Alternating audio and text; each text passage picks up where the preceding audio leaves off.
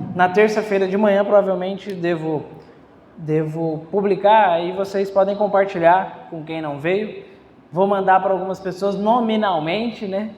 Para que as pessoas ouçam a pregação dessa semana. Algumas pessoas nós sabemos que não tem como vir. Tem gente, inclusive, trabalhando hoje. Meus irmãos, nós vamos dar continuidade na nossa série de Marcos. Marcos, capítulo 9. Na última semana eu falei da riqueza que é o Evangelho de Marcos, da riqueza que é a Bíblia, e nós vamos passando tema a tema, por assim dizer, do Evangelho de Marcos.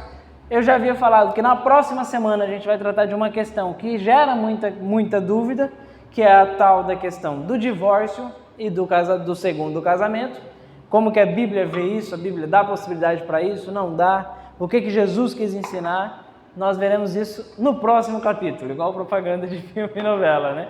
No próximo capítulo nós veremos isso. Hoje nós estamos em Marcos 9, do 42 ao 50. Eu costumo dizer para vocês, né, uma coisa que o pastor José Júnior, lá de Cuiabá, fala bastante, que a Bíblia tem hora que ela é conforto e tem hora que ela é confronto, né? Assim como tem hora que nós temos uma mensagem e tem hora que nós temos uma massagem, que nos conforta, nos dá muito ânimo, muito anseio por recomeçar e por assim dizer. E hoje eu gostaria de já adiantar para vocês que nós estamos diante de uma palavra de confronto. E, na verdade, a Bíblia, gente, ela tem um poder maravilhoso que só ela tem, que é de, ao mesmo tempo que ela nos humilha, ela nos conforta. Por quê? Porque a gente lê a Bíblia, a gente ouve uma pregação, a gente conversa acerca das coisas de Deus, a gente fala, meu Deus, como eu preciso melhorar. A gente se sente humilhado muitas vezes. Mas aí a gente também vê a Bíblia falando de Jesus estendendo a mão, de nos dando a oportunidade de recomeçar. Então ela nos humilha e nos conforta, né? Tem sempre essa dinâmica. Mas hoje a gente está diante de um texto com muito confronto. Então leremos Marcos 9, verso 42 em diante. Diz assim: se alguém fizer tropeçar um destes pequeninos, que creem em mim, seria melhor que fosse lançado no mar com uma grande pedra amarrada no pescoço. Se a sua mão te fizer tropeçar, corte-a.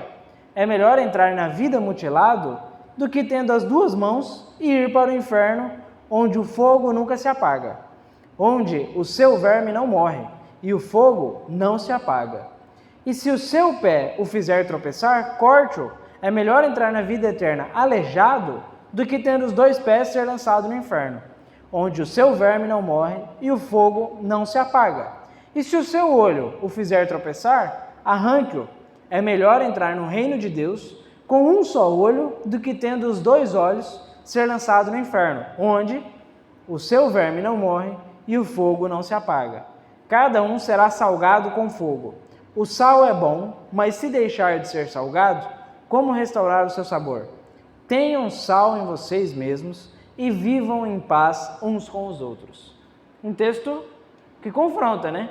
Alguém aqui já viu alguma frase motivacional na segunda-feira de manhã, alguém mandando: ai daquele que fizer tropeçar um dos pequeninos, é melhor ele amarrar uma bola de ferro no seu pescoço e se jogar ao mar? Alguém já viu uma frase motivacional assim?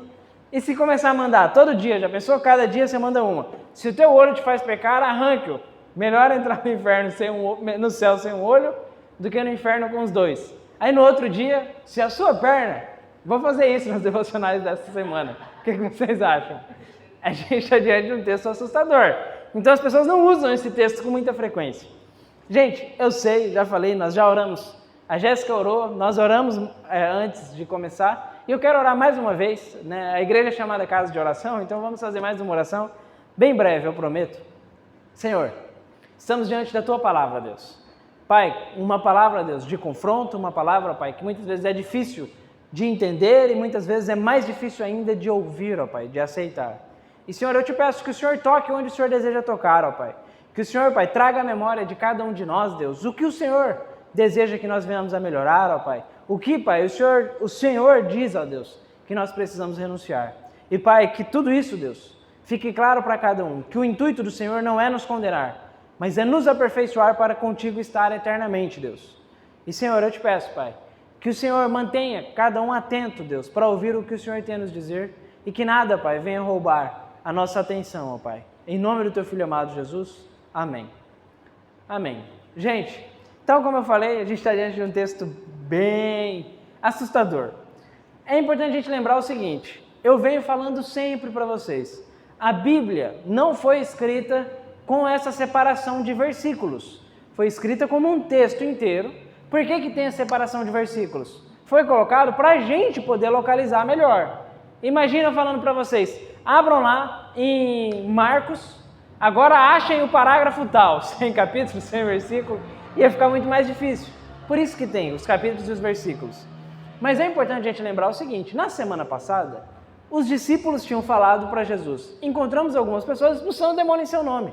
E Jesus fala, e eles falaram para Jesus, João especialmente, falou, ó, e impedimos eles. Aí Jesus pegou e falou, não gente, não impeçam. Quem não está contra nós está em nosso favor. E Jesus vai falando até que o último versículo que nós lemos na semana passada, o 9:41, dizia assim, aquele que der uma água que seja para aqueles que estão servindo em meu nome, o Senhor há de recompensar essa pessoa. Então terminou falando, ó, quem abençoa quem está fazendo a obra de Deus, o Senhor vai abençoar. Em alguma medida, não sabemos como, mas o Senhor vai abençoar. E quem abençoa, ele está dando exemplo da coisa mais simples que tem, um copo com água. Então, no versículo seguinte ele falou, ó, quem abençoa. E no versículo seguinte ele falou, ó, e ai daqueles que fazem tropeçar qualquer um desses pequeninos. E aí ele fala, ó, se esses, quanto a esses que fazem tropeçar, seria melhor que fossem lançados ao mar com uma pedra presa ao pescoço, né? Em vista do quê? Enquanto aqueles, os primeiros que a gente viu, do versículo 41, seriam abençoados, o do versículo 42 ele fala, ó, o juízo vai ser tão grande que seria melhor para eles se fosse feito isso, entendeu? Não está encorajando, gente, que você pegue as pessoas, amarre a pedra e lance ela no mar. O que ele está falando é, diante do juízo que vai ter, uma comparação, entendeu? Isso aqui pareceria coisa tranquila. E é importante a gente lembrar o seguinte, hoje a gente já dá muita importância para funeral, certo? Para funeral, para toda essa parte de despedida. Mas é importante a gente lembrar que na antiguidade, na época da Bíblia, isso era ainda mais importante. Eles tinham o processo, vocês lembram no culto de Páscoa que a gente falou? Que eles iam, eles limpavam o corpo, perfumavam o corpo, que as mulheres iam até para fazer isso com Jesus. Então era muito natural essa questão da preocupação com o corpo do falecido. Quando ele fala de ser lançado ao mar, era algo para eles extremamente absurdo, não ia ter nem um funeral. Então Jesus usa um exemplo fortíssimo, né? Então, gente, não sei quantos de vocês já ouviram a expressão, ó, fulano escandalizou. Crente mais antigo tem muito essa. Acredito que a Jéssica e a Regiane já ouviram muito isso, né? Nossa, fiquei escandalizado agora. Ou coisa desse tipo, ó, cuidado para não escandalizar o irmão. Quando aqui a Bíblia fala fizer tropeçar, a palavra que é usada é a palavra escandalizar. A palavra original é a palavra escandalizar. Então, o que é esse bendito escândalo que tanto se fala? Vou fazer uma pergunta para vocês. Vamos imaginar o seguinte, Nova Mutum não tem muita atividade, né? Não tem muita festa, não é uma cidade com muito evento, né? Imagina o seguinte, que a Regiane chega um dia, né? Sempre pega a Regiane de exemplo, né? Mas vamos lá, a Regiane chega um dia e fala, pastor, o negócio é o seguinte, a gente quase não tem muito o que fazer aqui, tá chegando a Expo Mutum, eu tô querendo ir com a minha família, levar o Zuriel lá para poder ir no parquinho. É errado ir na Expo Mutum? Gente, biblicamente, não é errado. A gente não tem motivos para falar, Regiane, é errado, você não deveria ir. A Regiane pode ir em família, ter um momento saudável e tudo bem. Agora imagine o seguinte, um novo convertido, alguém que todas as vezes que ia na Expo Mutum, bebia, fumava, saía beijando todo mundo. Aí imagina essa pessoa que toda vez que ela ia, ela fazia isso, e ela está lutando agora para deixar os velhos hábitos, e a Regiane chega nessa pessoa e fala, vamos na Expo Mutum? Aí a gente está vendo a questão do escândalo, entendeu? A Regiane poderia ter maturidade para ir, mas o novo convertido talvez não teria. E esse escândalo não é você, não, eu fiz uma coisinha que não tinha nenhuma maldade, um irmão viu e ele escandalizou. Não, o escândalo não envolve crente velho, o escândalo envolve o novo convertido. Por isso que Jesus fala, ai de quem fizer um dos pequeninos, é quem está chegando na fé. Pequenino é nesse sentido, de quem está chegando, começando a caminhada. Então, gente, a gente tem uma responsabilidade muito grande. Se a gente fizer alguém que está começando a caminhar, Se a gente fizer essa pessoa pecar, Jesus tratou com muita severidade. Então a gente precisa tomar muito cuidado com isso. Aí é por isso que o apóstolo Paulo vai falar lá várias vezes de que, se você tem maturidade para lidar com certas comidas, uma série de coisas, você sabe que isso não vai ter nenhum efeito, ok, coma. Mas se o seu irmão vai escandalizar, justamente nesse sentido. O seu irmão que está confuso, que não sabe exatamente o que fazer, vê você comendo o que não deveria, fazendo, ele vai falar, gente, e agora? Eu não sei. Eu achei que eu pertencia a um povo, eu não pertenço a um povo. Se você vai confundir quem está chegando, não faça, por amor a ele. E tem muito crente que tem o pensamento de assim, eu não estou nem aí, se ele é imaturo, a culpa é dele. E gente, se você pensa assim, você é imaturo também. Porque a verdade é que a Bíblia fala o tempo todo sobre a preocupação que a gente deve ter com o próximo. Então, avançando, versículo 42 era essa porção relacionada ao 41, e agora Jesus começa a falar sobre o inferno e sobre as comparações que ele faz. Primeira coisa, alguém aqui já ouviu alguma vez alguém falando, não, mas Jesus é só amor? Alguém já ouviu alguém falando isso? Já, né? E já ouviram alguma vez alguém falando, o inferno foi inventado pela igreja para colocar medo nas pessoas, Jesus só falava de amor. Tem gente que fala isso. Mas a gente está vendo quem falar de inferno aqui? Jesus. É Jesus quem está falando de inferno. E Jesus usou palavras, gente, muito fortes e reforçou várias vezes o seguinte, onde o verme não morre e onde o fogo não se apaga. Jesus falou isso várias vezes. Ele quis mostrar a intensidade do que é o inferno. E eu vou querer pensar um pouquinho com vocês. Vocês já estão acostumados comigo já há um bom tempo. E poucas vezes eu acho que vocês me viram pregar sobre o inferno, especificamente. Mas a gente está diante de um caso em que Jesus fala um pouco sobre o inferno. Então não tem como a gente fugir. A gente precisa falar do inferno e da renúncia. Então, o próprio Jesus que traz esse tema aqui no episódio de Marcos. Não foram as pessoas que perguntaram, foi o próprio Jesus que trouxe.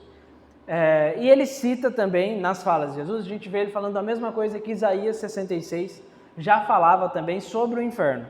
Então, a gente vai perceber isso. Gente, esse texto, ele fala sobre inferno e renúncia. O tema está nisso, inferno e renúncia. Quando a gente estava estudando sobre a Bíblia, fazendo os estudos de quarta-feira, que inclusive eu pretendo voltar com vocês, os estudos sobre como estudar a Bíblia, eu falei, gente, a gente precisa entender os textos conforme está sendo dito. Honestamente, vocês acham que Jesus está falando, se você pega e vai, por exemplo, você sabe que você não deveria ir em determinado lugar e você continua indo, você está pecando com as suas pernas, vocês acham que o que Jesus está falando mesmo é, chega em casa, pega um serrote, passa na perna, vocês acham que é isso mesmo? Na verdade, gente, o que Jesus está fazendo aqui é um exagero, é uma hipérbole que se chama. Hipérbole é uma figura de linguagem que criança usa muito quando está com fome. Duvido que o Zuriel nunca falou, mãe, eu estou morrendo de fome. Isso é uma hipérbole, é óbvio que ele não está morrendo, mas ele fala, eu estou morrendo de fome. Jesus usou uma hipérbole, é um exagero. E aí ele fala, se os teus olhos te fazem pecar, é melhor você abrir mão dos seus olhos. Vocês querem um exemplo claro do que Jesus está dizendo? Não sei quantos aqui já assistiram os filmes cristãos. Quem assistiu talvez pode me ajudar. Eu não sei se foi o Quarto de Guerra ou o Prova de Fogo, que um dos homens, ele era viciado em pornografia, em relacionamentos pela internet.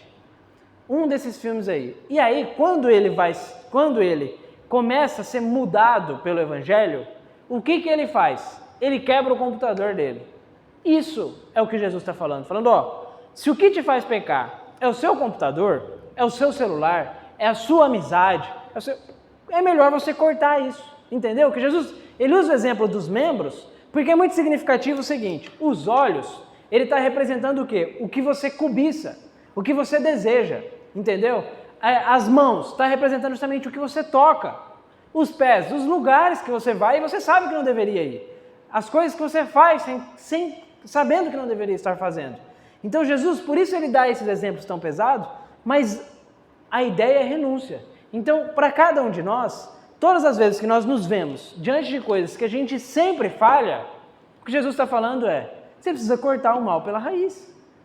Então, gente, se por mais difícil que seja, você tem uma amizade que toda vez que você está com aquela pessoa, você perde a linha, você fala mal dos outros, você faz o que não deveria, você vai ter que cortar essa amizade. É por quê? Porque se ela te faz pecar, é melhor você cortar a relação. Eu dei o exemplo da amizade, mas a gente poderia dar inúmeros exemplos, como eu dei o exemplo do computador desse filme. E, gente, a gente olha e fala, é só em filme, é só os apóstolos. Lembra que eu falei para vocês que eu conduzo um estudo sobre um livro nas terças-feiras à noite, online? Eu até tinha falado quem quisesse na época, mas ninguém se interessou por ler o livro.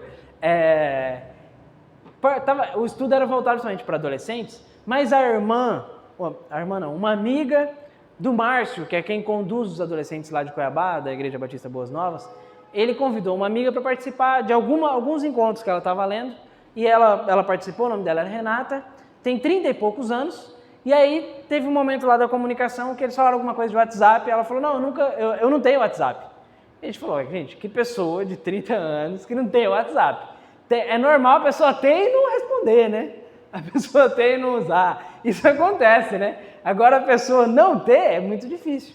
E aí ela falou, não, porque antes de eu me converter, no meu WhatsApp era só gente falando bobajaiada o tempo inteiro, era só gente me chamando para fazer coisas, e como eu ia me sentir muito tentado e não ia saber dizer não, eu preferi ficar sem o WhatsApp durante um tempo. Ela ficou 3 anos sem o WhatsApp.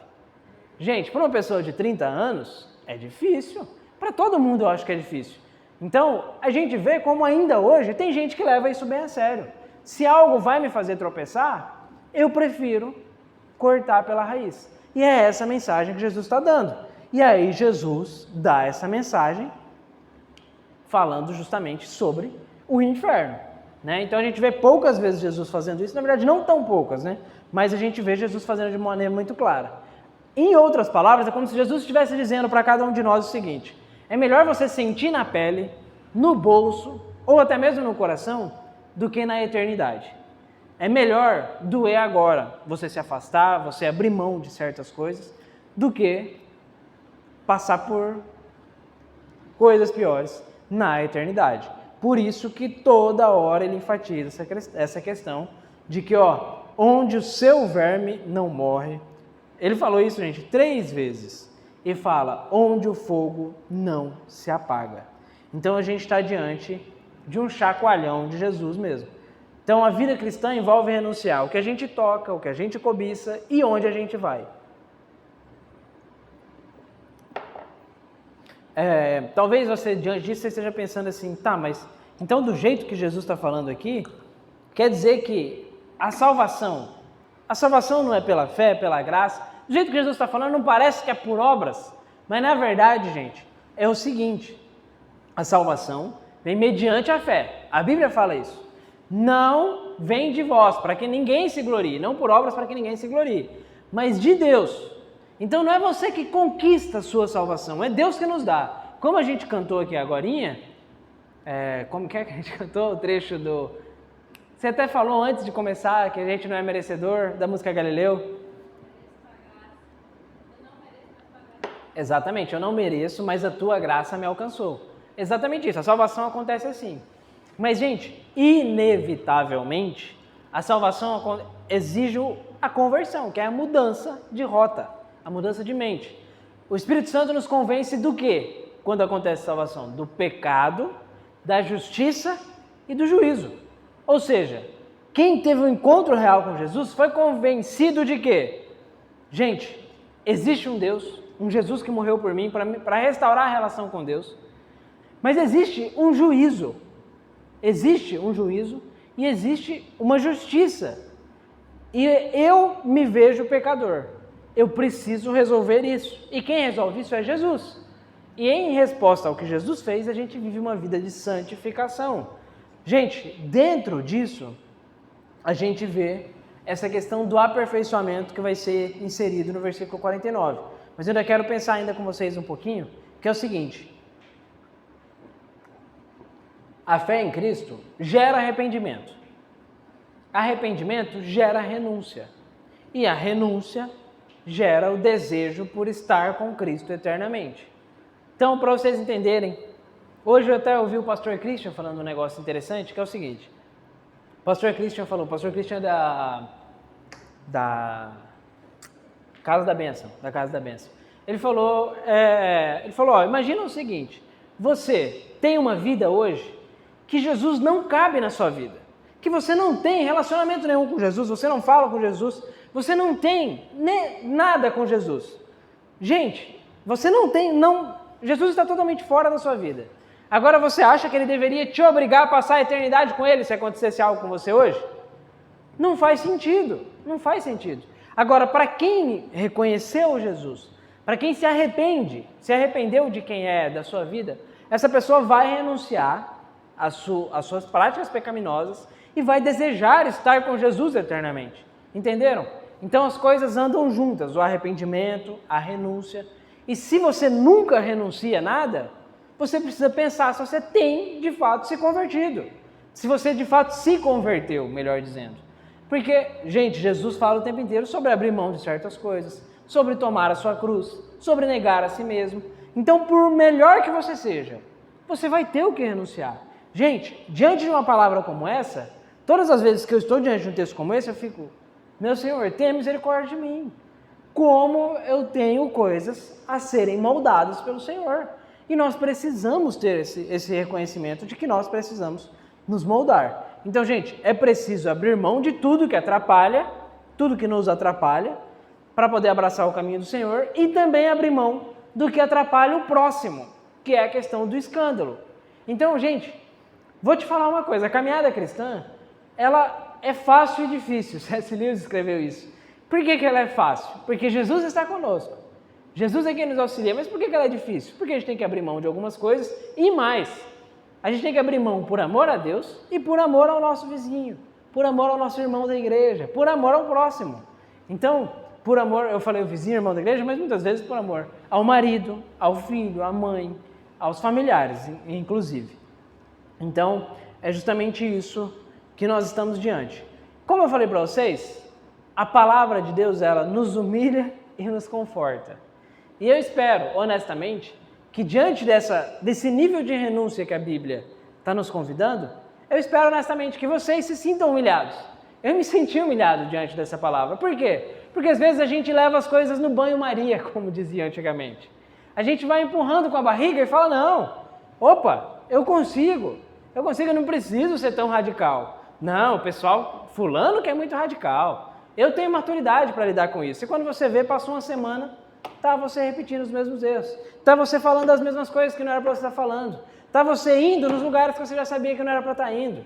Tá você se comportando como sabia que não deveria se comportar. Então, gente, nós precisamos sim ser humilhados pela palavra. Mas por que nós precisamos também ser confortados? Eu vou explicar para vocês o versículo 49 e 50 e a gente vai falar melhor sobre essa questão. O 49 e 50, ele fala sobre o sal. Jesus já havia nos comparado com o sal. Vocês se lembram? Vós sois a luz do mundo e o sal da terra. O sal, ele era usado para salgar, evidentemente, mas também para proteger as coisas, porque não tinha refrigeração como nós temos, né? Jesus não tinha geladeira em casa, gente. Então, eles usavam, o povo, vocês não vão saber, Zuriel e Gabi, mas o povo mais antigo usava sal para conservar alimento. Inclusive, um exemplo mais fácil para vocês entenderem, se você guardar uma carne temperada, ela vai durar mais tempo do que uma carne não temperada, certo?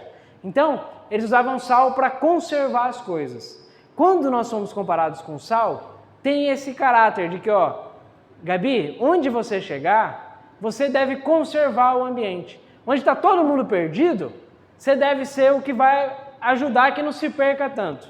Sabe aquela coisa que, às vezes você está em algum lugar, a pessoa pega e fala uma baita bobagem e ela, opa, desculpa, Jéssica, desculpa. Vocês já passaram por essa experiência de que você está em algum lugar e a pessoa fala algo e ela já... Desculpa, Regiane, desculpa. É muito comum isso acontecer. E é isso que deve acontecer mesmo com o cristão. As pessoas devem se sentir constrangidas de fazer os absurdos que elas fazem, falar as coisas que elas falam. Então, é justamente nesse sentido. Nós somos comparados com sal. Só que aí ele fala, no 49, o seguinte, cada um será salgado com fogo. Gente, aqui ele está falando justamente sobre aperfeiçoar. Ele falou sobre um fogo eterno, certo? Um fogo que não se apaga, mas aqui ele está falando do fogo no sal. Em outras palavras nós, muitas vezes, somos aperfeiçoados no sofrimento. Não dá pra gente negar isso. Tem uma frase do C.S. Lewis que eu gosto muito, que ele fala assim, nós não passamos por provações, algumas coisas, para que Deus conheça a nossa fé. Nós passamos para que nós conheçamos a nossa fé. Às vezes a gente está num caos tão grande que a gente olha e fala, a gente se apega tanto ao Senhor e depois a gente fala, Senhor, obrigado, eu não sabia até que ponto eu aguentava com o Senhor, até que ponto eu era capaz de ir. E você olha e percebe como a sua fé cresceu. E na verdade, nós nos conhecemos muitas vezes nessas circunstâncias e a Bíblia fala sobre provações que nos fortalecem, né? Então, muitas vezes, nós somos aperfeiçoados em meio à dor, em meio ao sofrimento. Não é agradável, mas acontece. E não dá para negar. Se eu perguntar, eu vivo dando esse exemplo, se eu perguntar para você qual foi a festa mais legal da sua vida e perguntar o que você aprendeu naquela festa, talvez você tire uma ou outra lição. Agora, se eu falar qual foi o momento mais difícil da sua vida e falar para você falar o que você aprendeu no momento mais difícil da sua vida, certamente você vai ter grandes lições. Porque a gente aprende melhor em meio à dor. Infelizmente, a dor ela é didática. Não dá pra gente negar isso. Porque na dor a gente pensa muito mais, a gente analisa tudo. Enquanto que na festa a gente muitas vezes só vai, a gente só desfruta. E não tem problema nisso, você desfrutar. A questão é os efeitos que a dor pode ter, inclusive efeito positivo. Então, caminhando pra gente encerrar, gente, eu quero pensar com vocês algumas coisas. Repensar algumas coisas e tratar de onde que vem conforto nessa mensagem. Reforçando, relembrando, mãos, pés e olhos, Jesus escolheu como exemplo. O que isso envolve a nossa vida por inteiro. Com Jesus não existe essa de, não, eu vou na igreja, minha alma eu cuido da minha alma e eu faço o que eu quiser com o meu corpo, com a minha mão, Não, Jesus nos quer por inteiro, por isso que ele usou exemplos inteiros. Então, gente, nós precisamos dar atenção para cada área da nossa vida. Cada área. Presta atenção, o que os seus olhos têm visto agradam ao Senhor? O tipo de coisa que você tem assistido frequentemente agradam ao Senhor?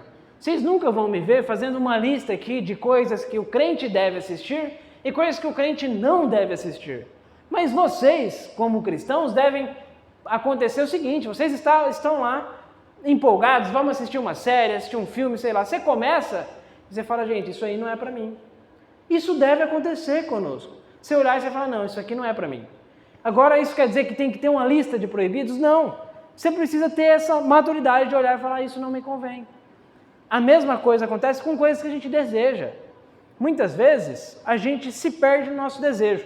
Eu até postei recentemente uma frase do pastor Timothy Keller falando assim, ele fala, a gente tem muito crente que é abstenho com relação a bebidas alcoólicas, que nunca bebe nada, ok, né? Mas eles esquecem de se preocupar com os desejos que eles têm. E eles continuam amando o poder, continuam desejando demais as coisas físicas, as coisas materiais, e continuam tendo o mesmo pensamento do mundo. Ou seja, ele só não bebe, mas o resto que é interior, ele faz do mesmo jeito. Então a gente precisa tomar muito cuidado com isso. Por isso, a nossa fé, ela é integral. Envolve o que a gente vê, aonde a gente vai. Não tem essa. Por mais que você seja maduro, tem lugar que você não deve ir. Tem lugar que não é para o cristão ir. A gente precisa ter essa consciência. Outra coisa que eu gostaria de pensar com vocês, sobre a questão de Deus é amor, mas existe um inferno. E eu quero tomar emprestado uma parábola do pastor Rodrigo Silva, que é interessantíssima, que ele conta o seguinte. Certa vez, na época, vocês já viram aqueles filmes de faroeste, né? Aqueles filmes de faroeste que era meio terra sem lei, mas tinha um delegado que mandava as coisas ali. E aí conta-se, né, uma parábola, que certa vez, nesse contexto desse de faroeste, um homem foi preso, acusado de ter cometido um crime, mas a sociedade toda amava aquele homem, a sociedade pediu para o delegado falou, não, perdoa ele, a sociedade perdoa ele, não condena ele à morte. E aí o delegado se vestiu como um pastor para ir fazer um último teste com esse homem. Chegou vestido de pastor, ele estava com a Bíblia, e na Bíblia, dentro da Bíblia, estava o documento que dava o perdão a ele, ao homem acusado. E ele chega na cadeia e o homem não quer receber ele. E ele insiste, o homem xinga ele de tudo quanto é nome, manda ele embora, e quando ele vai embora, o carcereiro pega e fala para ele, fala, você não tem noção do que você fez. Você recusou o homem que ia te libertar. Você mandou embora, não era só um pastor, era o delegado que ia te libertar. E aí ele carrega aquilo com ele, e aí quando ele vai ser condenado à morte, e aí as últimas palavras ele fala, não estou sendo condenado pelo crime que eu cometi. Eu estou sendo condenado pelo perdão que eu recusei. E gente, quando você pensar, como que um Deus de amor, como que existe um inferno e um Deus de amor, ninguém vai para o inferno pelo crime que cometeu. As pessoas vão para o inferno pelo perdão que elas recusaram. E o Senhor Jesus é quem oferece esse perdão. Mas muitas vezes as pessoas continuam a recusar o perdão que Jesus ofereceu, assim como este homem. Então, a gente precisa tomar muito cuidado. Hoje eu estou usando muitas frases que as pessoas dizem por aí, né? Porque sobre o inferno acontece muito isso. Mas tem uma frase também que se popularizou das pessoas dizendo: eu prefiro ir para o inferno com os meus amigos fiéis do que ir para o céu com os hipócritas. E aí as pessoas explicam essa frase, falam, gente, deixa eu contar um segredo para vocês. No inferno não tem ninguém fiel, porque no inferno não vai estar ninguém pensando no outro. E no céu não vai ter nenhum hipócrita, porque no céu as pessoas vão entrar santificadas. Então, na verdade, a gente tem uma visão toda distorcida das coisas. A verdade é que o inferno é uma realidade. Mas, gente, nós não devemos servir a Jesus apenas por medo do inferno. Mas a gente não pode negar que o inferno é uma realidade. E que pessoas estão diariamente caminhando para o inferno. A notícia mais triste que tem é de que as pessoas já estão com passagem comprada para o inferno. A gente, com a mensagem do Evangelho, a gente precisa resgatar as pessoas e falar, não vai por esse caminho. Não vai, você não precisa ir. Mas as pessoas estão caminhando para isso. Então, o inferno é real. O perdão de Deus é real. A graça de Deus é real. Então, a sua renúncia também precisa ser real. A gente precisa entender que como inferno é real, perdão é real e graça é real, a renúncia que Jesus nos encorajou precisa ser real. A vida do cristão tem muita renúncia. E onde que entra o conforto de tudo isso, gente? É que o Senhor está hoje e diariamente conosco, com pessoas que nós temos compartilhado o Evangelho. O Senhor está como aquele delegado, com o perdão entregando, falando, Zuriel, Gabi, cada um de vocês, aqui está o perdão para que vocês tenham a vida eterna. Aqui está o que vocês precisam. Então esse é o conforto. Existe o inferno. Muitas vezes caminhamos para ele, mas Jesus veio com o resgate. E cabe a nós reconhecer o que Jesus fez. Entregar a nossa vida ao nosso resgatador, que é o Jesus Cristo. Então, gente, nesse momento, fale com o Senhor, restabeleça o compromisso de renúncia, agradeça a graça, o perdão e não tema o inferno. Em que sentido de não tema o inferno? Tenha confiança na conversão que Jesus operou em você. A gente não precisa temer o inferno, uma vez que a gente tem a nossa vida aos pés da cruz. Vamos orar? Falem com o Senhor, eu vou ficar em silêncio para que vocês possam orar e colocar diante do Senhor o que nós compartilhamos nessa noite.